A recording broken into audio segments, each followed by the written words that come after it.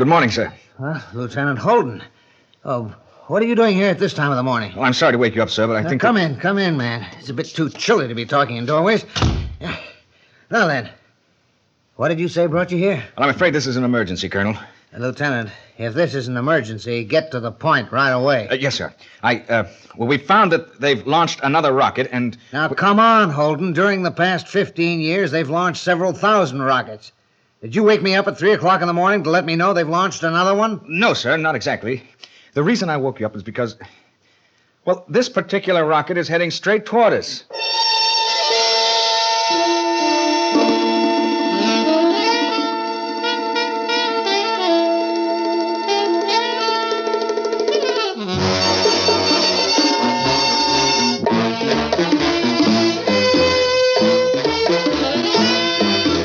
Theater 5 presents Point of Impact.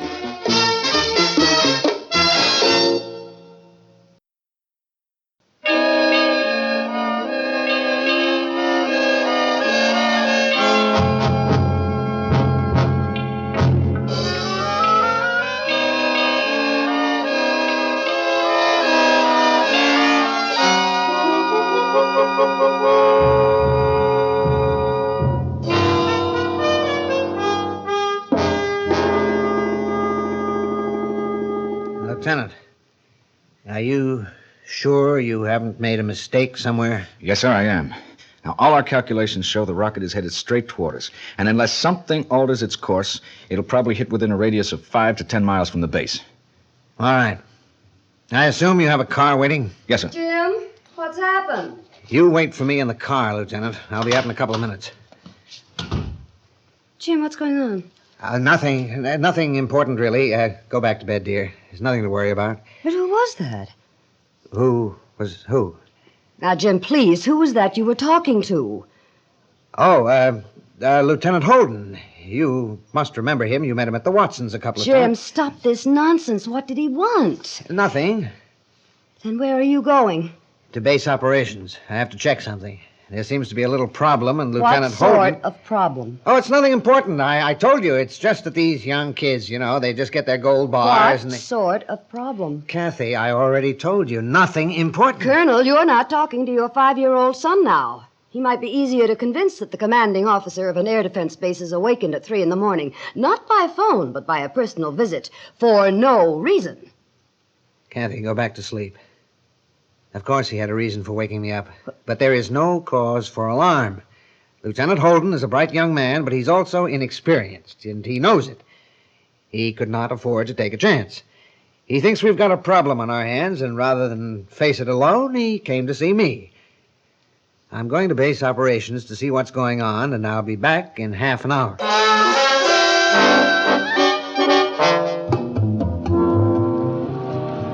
Have you called the president, Lieutenant? No, sir, not yet. I thought I'd let you know first. Good. Now, let me have it from the top. What do we know about the rocket? Not much, sir. We believe it's one of their latest models, probably 1 million pounds thrust. That's more than enough for a nuclear head. Well, now, we tracked it first from launch, and it seemed like a routine launch at first, but we kept an eye on it anyway. The tracking equipment showed a speed of roughly 17,800 miles an hour. Well, that's routine for orbiting a satellite, man. Begging the colonel's pardon, sir, but that was several hours ago. There were 3 orbits of the Earth. I mean, the whole thing was first placed into an orbit of the Earth. You mean rocket and all? Yes, sir. Rocket and all.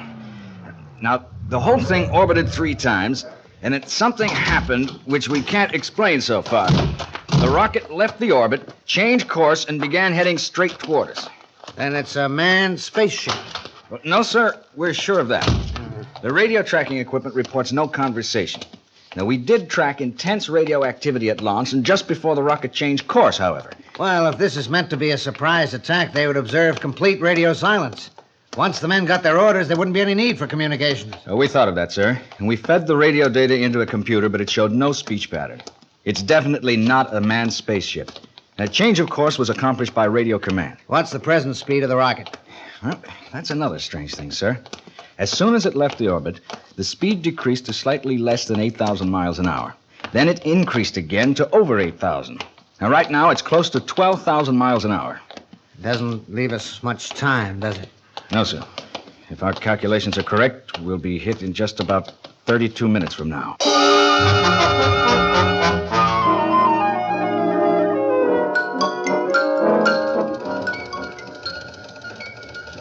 Well, I guess no errors here.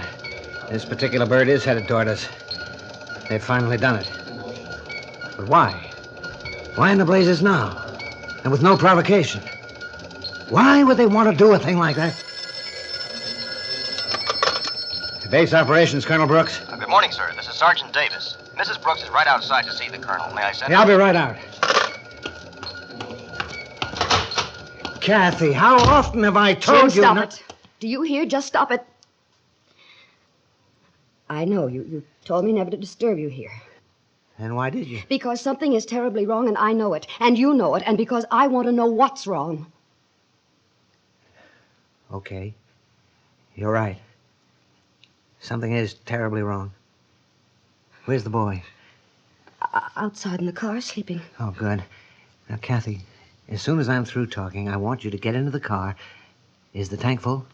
Almost. Oh, fine. Now get into the car and drive.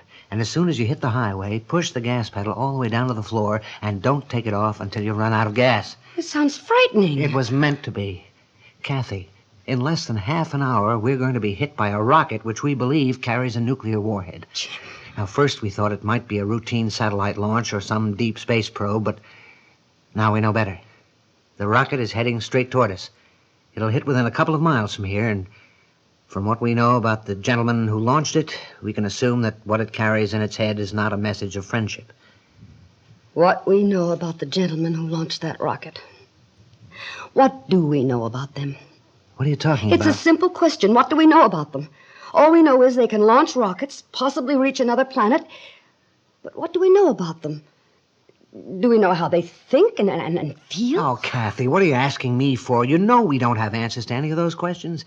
We've been trying to communicate with them for years. They've tried to communicate with us for almost as many years, but we haven't been successful, and you know it. Which they're bridging with a rocket carrying a nuclear head. Because we haven't been able to find some other bridge. Kathy, darling, listen to me. You're losing precious time. Now get into the car and go.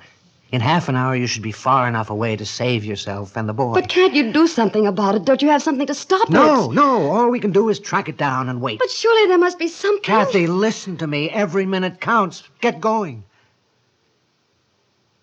And you, Jim? What will you do?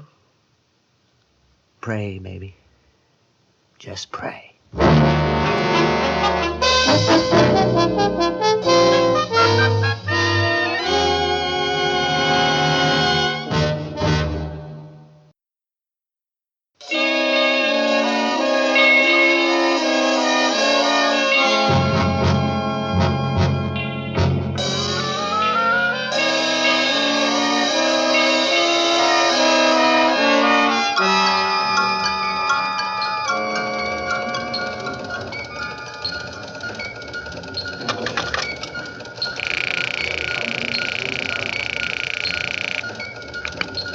Mr. President, this is Colonel James Brooks, Commanding Officer, Air Defense Unit 205B. Good morning, Colonel. What can I do for you? Mr. President, it's my duty to inform you that we're under attack. How much time do we have? Approximately 21 minutes, sir. What are the details?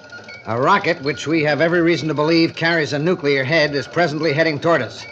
We calculated its speed at roughly 12,000 miles an hour, which means that unless we've made an error, it'll hit in a little less than 21 minutes. Hit where, Colonel? The point of impact will probably be within a radius of 5 to 10 miles from our base, sir. From your base? Where exactly are you located, Colonel? 91 miles north of Sedgwick and 76 miles west of the ocean, sir. Well, that's strange. Sir? I said that's strange. Why would they want to hit an uninhabited area? How many men do you have there, Colonel? 4 officers, including myself, 18 enlisted men, and 12 dependents, sir. Any special or unusual equipment? No, sir. We're a radar observation unit of the type B, Mr. President. No defenses whatsoever. Well, don't you agree with me it is strange? Why would they waste a nuclear bomb to destroy a radar observation unit and just a handful of people? An error in calculations, perhaps? I doubt it. You're several thousand miles from here. What I mean is, the logical thing to do is to start a surprise attack by hitting the nerve center of a nation, not a remote radar observation point. If they did make an error in calculation, it would place the point of impact within a few hundred miles from here, not a few thousand. Anyway, what are you doing about it at your end? I am waiting for your orders, sir. You have your orders, Colonel. You have my permission to put Plan B into action. Plan B, sir? Plan B, Colonel. No retaliation, Mr. President? No, Colonel. No retaliation. I'm praying that the rocket will hit far enough to spare all of you. But I am also praying that it's heading toward us as a result of an error. If we retaliate, it won't be an error. But, Mr. President, may I point out Those to are you... my orders, Colonel. Let us both pray that the rocket's direction is the result of an error. That there will be no need for retaliation. Yes, sir. And, Colonel, I want you to keep me informed. Yes, sir, I'll do that. For the next 18 minutes, anyway.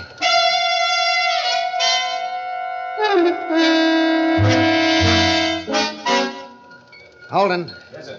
Put Plan B into effect. Yes, sir. Plan B, sir? That's right, Lieutenant. Second lieutenants are expendable, and it seems so are bird colonels. Yes, sir. Oh, Colonel Brooks. Yes? Mrs. Brooks is waiting at the door, sir. She's been here for a while. She came while the colonel was talking to the president. Shall we let her in, sir? Where's your wife, Holden? I suppose on her way to the shelter by now. Everybody's been alerted, sir. That's good. How many minutes? 10, sir.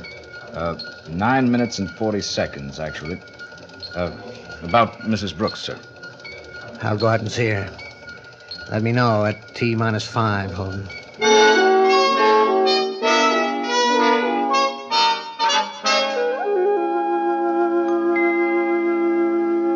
Hello, Jim.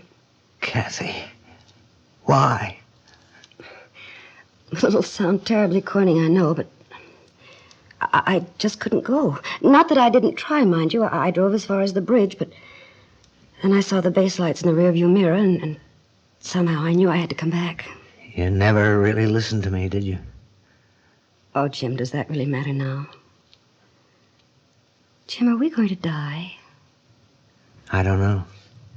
I honestly don't know. But more than likely we are. Do you want to know something?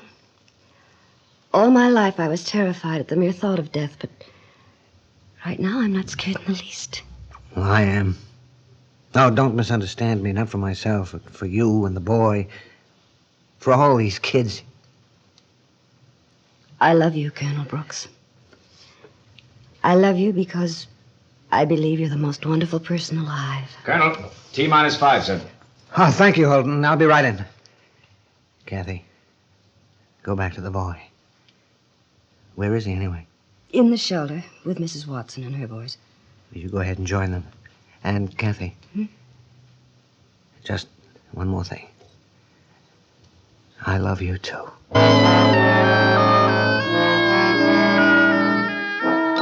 T-4. Bogey in visual sight now. Speed steady at 11,850 miles an hour.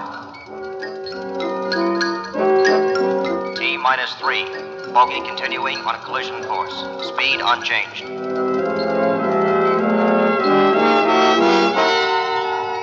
T-2. Bogey still on collision course. Speed steady at 11,850. Impact point 2 3/10 miles. T-1. Bogey still on collision course. Speed steady. Correct impact point to 1 8/10 of a mile. T-30 seconds. Impact point 1 8/10 of a mile.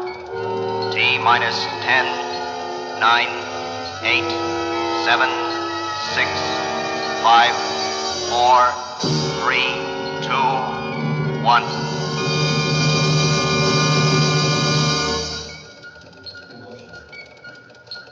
It's a dud. Hold it! No one move until I say so. It may have a delayed action fuse.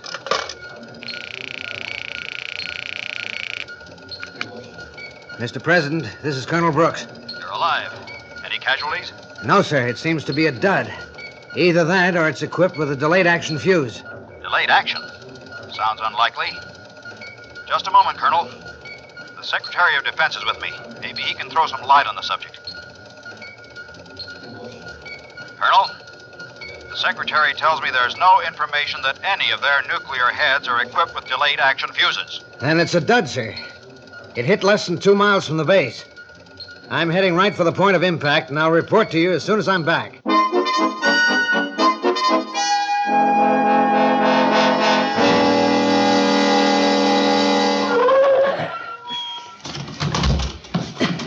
There it is. Can you see it, Colonel? Right. Let's go. Colonel, this is not a bomb. What? Well, how in the devil can you tell? It's all in pieces. Colonel, look. Huh? This is a lens. A movie or a TV camera lens. Hey, you're right. This is a lens. This must be an exploratory probe from Earth to photograph our planet. Yeah. Made in USA. What is USA? I don't know, sir. It was probably one of the labs on Earth. Probably the lab that manufactured the lens. Well, I'm sure we'll know soon enough. If they succeeded in sending a camera all the way to Mars, I'm convinced we'll have a visitor from Earth pretty soon. Let's head back now. I must tell the president.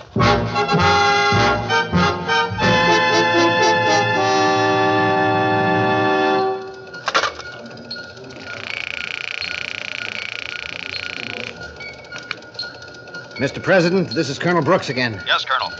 Sir, it wasn't a dud, and it wasn't a bomb. What it actually was is a camera, a movie or TV camera. A camera? Yes, sir. No doubt an exploratory probe from Earth to photograph Mars, probably to find out whether there's life on our planet. Colonel Brooks, sir. Can't it wait, man? No, sir, I'm afraid it can't. Mr. President, just a moment, Mr. Colonel, President. I would suggest you keep the line open. You may want to read this to the president right away. Mr. President. Mr. President, here's a communication from Radar Central. An object originating from Earth is heading toward our planet. It's several times larger than the object which just landed. Just a moment, Brooks. The entire council is assembled here and listening to your report. I want to make sure they understand. It is several times larger than the object which just landed. Go ahead. A recording of radio communications between the unidentified craft and Earth, fed into a computer, indicates a definite speech pattern. Speed, 8,350 miles per hour. Probable point of impact, longitude 10634. Latitude Gentlemen, 34726. we have only a few moments to Density decide of object, whether or not this is an attack or whether or not we wish to retaliate. 937.3. Whether to implement Plan A or Plan B. Point of impact, Whether or not to destroy the planet Earth. 104.2.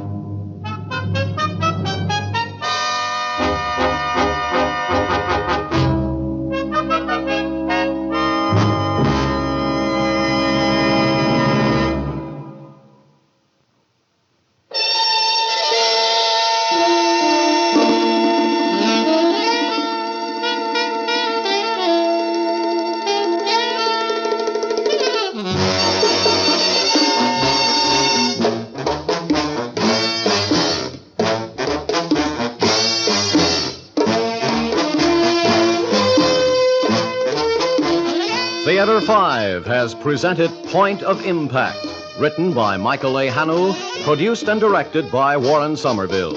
In the cast, Joan Lovejoy, Robert Dryden, Ralph Camargo, Stan Watt, and Larry Robinson. Audio engineers Marty Folia and Neil Pulse. Sound technician Ed Blaney. Script editor Jack C. Wilson. Original music by Alexander Vlastotsenko. Orchestra under the direction of Glenn Osser. Executive producer for Theater 5, Mr. Lee Bowman. We invite your comments. Write to Theater 5, New York 23, New York. That's Theater 5, New York 23, New York.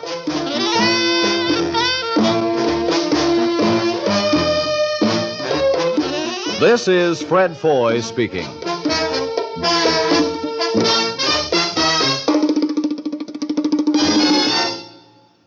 This has been an ABC Radio Network production.